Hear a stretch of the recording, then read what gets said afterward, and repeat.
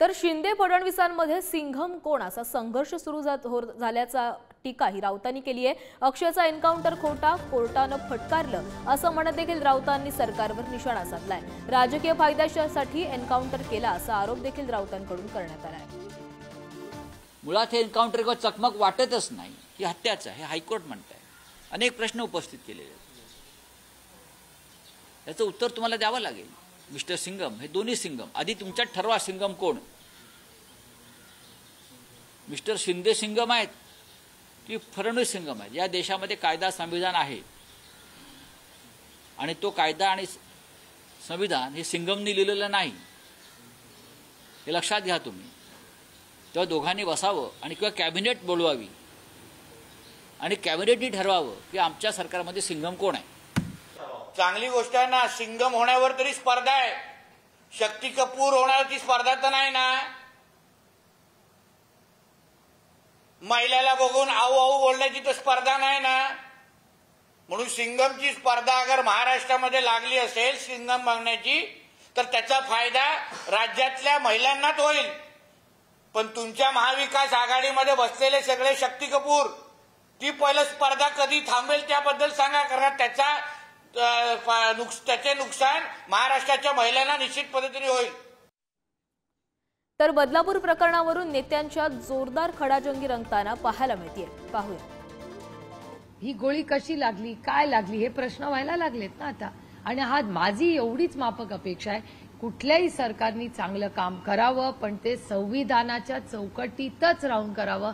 अदृश्य शक्तीच्या मनमानीनी कामं होता कामा नये।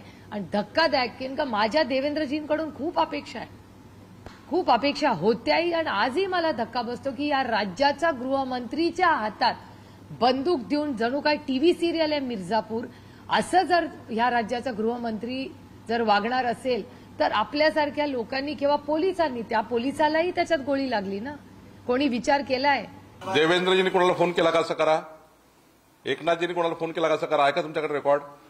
कोणाला कोणी सांगत नाही, आपापल्या पद्धतीने लोक आपापल्या भावना व्यक्त करतात।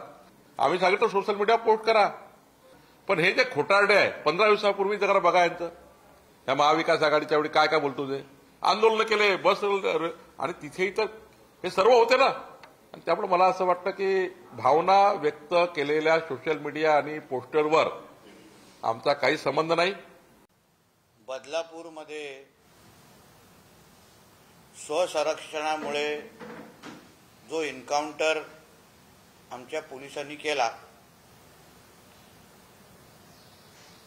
त्याचं समर्थन करण्यापेक्षा त्या दिवसापासून महाविकास आघाडीच्या सगळ्याच नेत्या मंडळींना मिरच्या झोंबलेल्या आहेत।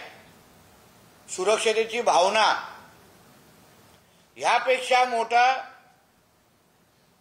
देवेंद्रजींच्यावर असलेला द्वेष हा त्यांना मोठा वाटतोय।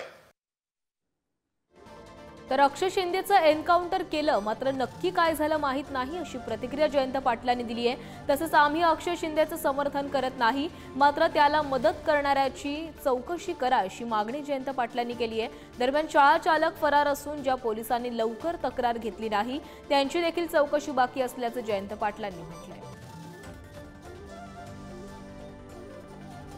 नराधमांचं बाजू घेण्याचं काही कारण नाही, अशा लोकांना फाशी देण्याची आवश्यकता आहे, ही आमची आधीची भूमिका होती, नंतरची भूमिका तीच आहे।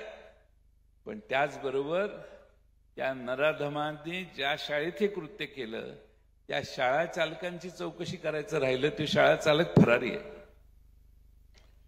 पोलिसांनी त्यांची FIR दाखल करून घेतली नाही, दिवसभर त्यांना बसवलं, त्या पोलिसांची चौकशी करणं बाकी आहे।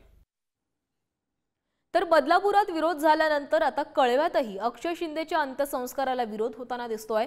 कळव्यात अंत्यसंस्कार होऊ देणार नाही अशी भूमिका मनसेनं घेतली आहे। तसंच विरोधी डावलून प्रशासनानं अक्षय शिंदेच्या मृतदेहावर अंत्यसंस्काराची परवानगी दिल्यास मनसे स्टाईल आंदोलन करण्याचाही इशारा देण्यात आलाय।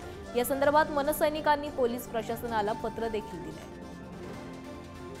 कि अक्षय शिंदे जैसा जो नराधम है उसको कलवा के जैसे पवित्र भूमि, शमशान भूमि हमारे इधर जगह नहीं मिलनी चाहिए। उसको हमारा इधर कलवा का जो पवित्र शमशान भूमि है उसको दफन करने में हमारे नागरिकों का और हमारे मन सैनिकों का सबका विरोध है।